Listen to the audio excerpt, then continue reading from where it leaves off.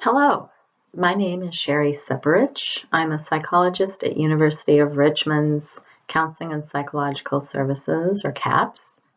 I'm here to talk with you briefly about some strategies for navigating this new normal during this time of isolation and staying home. While these strategies and concepts may be especially relevant currently, they are general practices that may be useful at any time. This is one in a series of CAPS seminars that were designed around topics that have been among the top concerns of CAPS clients in recent years. They provide quick access to skills so that you can take proactive steps towards your well-being. Additional seminars address managing stress, calming emotions, and improving relationships. And these can be found on the CAPS website, along with other resources and crisis information. What we'll cover today are the topics of mindfulness, building a routine, social support and connection, and dealing with uncertainty. A foundation of the skills we teach in all of our seminars is mindfulness with one L. This is paying attention to the present moment, that's right now, without judgment. It doesn't mean that your mind is empty, but it does mean that you are paying attention to the thoughts that your mind is giving you. Similarly to when we meditate and bring our thoughts back to our breath over and over, during our day-to-day lives, we can learn to catch ourselves when our mind is sending us all kinds of distracting thoughts. We can notice those thoughts and let them go and bring our attention back to what we're doing in the present moment or what we're doing right now. So, for example, if you're studying and you notice out of the corner of your eye some dirty clothes on the floor, and this prompts the thought, I need to clean my room right now. You can acknowledge that thought, recognize that you don't have to act on it right now, and return your attention back to your studying. Of course, this is easier said than done, and it takes practice over and over. So please be gentle with yourself when you realize that you've been distracted. But whenever that is a good time to bring your thoughts back to what you're doing right now. It's really pretty cool that life gives us many opportunities to practice mindfulness as we go throughout our day. So at this point, I invite you to press pause, copy the link below into your browser, and watch a 1-minute video about how your thoughts are like clouds in the sky, and then come back to this video. So what does self-care or wellness mean to you? There are 8 dimensions of wellness that we talk about frequently: physical, emotional, intellectual, financial, environmental, occupational, social, and spiritual. All of these may not be applicable to you in this moment. But again, I'm going to ask you to take a moment to pause the video and write down at least 2 areas or 2 dimensions of wellness that you would like to focus on this week. Whether in a pandemic or not, building a schedule or routine can be beneficial for most of us. It may be that the dimensions of wellness that you just identified are amenable to being included in a routine that you build. You may have already found out that sticking to a schedule that aligns with what your schedule looked like previously, if it was effective, is helpful. Alternatively, if you are struggling with some element of your routine, for example, your sleep schedule, this may be an opportunity to change that to something that works for you now at home. Be creative about what you put into your routine. You'll probably identify some foundational elements such as sleep wake-up time, meals, class time, study time. And you may also find it helpful to incorporate physical activity time, social time, relaxation time, meditative time, even worry time. For example, you may identify 15 minutes each day, say from 5 to 5:15 p.m., for worry. You could then write down worries as you notice them throughout the day, setting them aside in the moment for your worry time later. And when that worry time, 5 p.m., rolls around, You spend that time worrying about what you wrote down. This helps you defer worries throughout the day so you can be more focused on what you were doing in the present moment. It can be helpful to simply reflect on what is working and what could be better.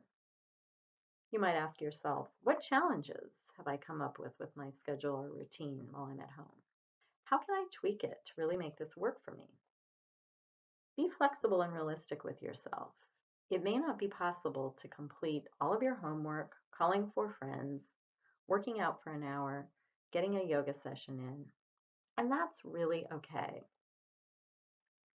It may be useful to create a to do this semester list and a separate to do today list. The semester list can capture the big picture, and you don't need to be thinking about those big picture items, for example, your thesis, all the time. Your today list helps you stay focused on the smaller tasks you've identified for your attention today. I encourage you to check out University of Richmond psychology professor Dr. Laura Naus's three-part self-management videos to help with building routine. The link to these videos is on the CAPS website under resources. Lastly, when it comes to building and following a routine, be compassionate with yourself and flexible with your routine. It's not going to be perfect, and it doesn't have to be. It's really challenging not to have access to the places we used to go to or the people we used to be spending time with. Connection is a big part of what makes us human. You may have found ways to connect with your closest friends, but you might be missing others, acquaintances that you saw regularly, the clerk at ETC, or the person who was sitting across from you in Spanish class. And it's really normal to be feeling lonely right now. I imagine that you have found some ways to stay connected with at least some people by using electronic means. And, we're really fortunate to have these now. Even 10 years ago, we wouldn't have all these opportunities and different methods for connection that we do now. Using social media, watching movies together on Netflix Party, Zooming with our family, FaceTiming with our friends, playing Scribbler and other games with friends, or even using more old-fashioned methods like talking on the telephone or writing a letter. So it is important to use these methods to stay connected, and it's also important to be able to share your feelings with each other. Emotional transparency means being upfront and direct with what you're feeling. You're not a burden by telling someone that you're feeling overwhelmed or frustrated. We get overwhelmed pretty quickly when we feel uncertain about the future. Uncertainty taps into a sense of feeling out of control. Hypothetical worry is a term for when we start thinking about all of the what ifs that could happen in an uncertain future. What if I don't get a job? What if my parents get coronavirus? What if I don't see my friends again? You may find it helpful to practice noticing these thoughts and acknowledging the associated feelings, and then redirecting your attention to things that are within your control. Research shows that when we shift our focus to what we can control, we see meaningful and lasting differences in our well-being, health, and performance. Ask yourself what is in your control, what is not in your control. We call these your spheres of influence. This circle or sphere represents what is in my control, and outside of this circle or sphere represents what's out of my control. So some things within my control are my routine, my values, offering support to others, whereas other people's decisions, school being online now, and the weather are all out of my control. So I invite you now to pause the video again and using scratch paper, draw a circle for what is your sphere in your control and write down some of the things that are in your control. Then write down on the outside of the sphere some of the things that are not in your control.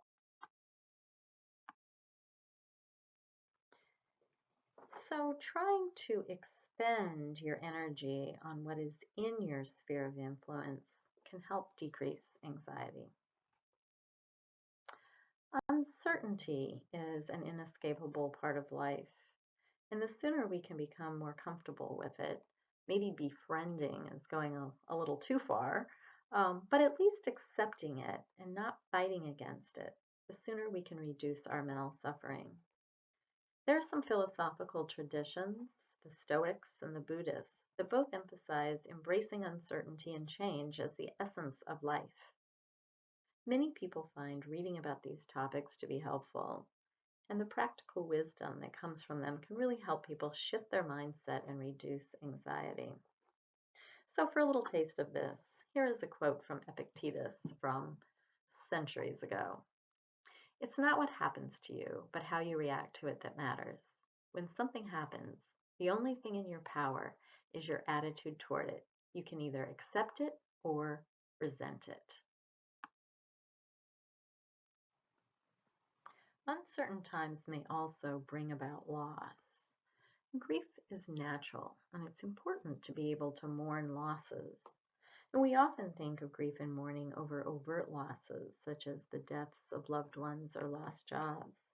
But there are also ambiguous losses, and these may be particularly acute for you students right now. You may be feeling a sense of a loss of belonging because the friends that you were around and your activities that made up your community are not what you're around right now. You may also be feeling a loss of a sense of place because campus was where you spent most of your time and now you're somewhere else. You may also be feeling a loss of a sense of independence as you're acclimating to new living situations, having to answer to others and take on different responsibilities. And this takes some adjusting. And you may even be feeling a loss of a sense of well being with concerns about your health or the health of others, economic difficulties, and employment opportunities. So it's important to remember that grief related to these losses is real and valid, and it's important to acknowledge and process this and be able to talk about it with people you care about. At the same time, it's also important to balance this with taking time to do things that make you happy or joyful. Catch up on hobbies that you haven't had the chance to be involved with, or start up some new activities. So, some examples might be doing puzzles, planting a garden, trying out painting or coloring or drawing, knitting, organizing a space in your house, playing board games, or building something. And these are just some examples. Let's summarize the concepts and strategies that have been discussed in this video. First of all, it's okay and normal to feel scared, frustrated, and worried right now. We may not have control over what is going on in the world, but we do have control over how we respond to what is going on. Some specific strategies that can help with this are building routines as a way to help us have some control in our day. Being intentional and mindful of what we're doing throughout the day can help us stay in the present and decrease anxiousness about the future. Expending our energy on what is in our sphere of influence or under our control rather than what is out of our influence is good for our well-being. Accepting uncertainty as part of what makes life interesting can help us with perspective and mood.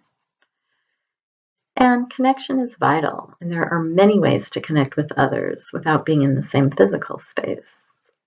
Perhaps most importantly, we know that these are challenging times in this new normal and that it will continue to evolve. So be kind to yourself and to others and know that we're all in this together. Thank you very much for watching and listening to this video. Please feel free to contact CAPS with questions or comments. Take good care and stay well.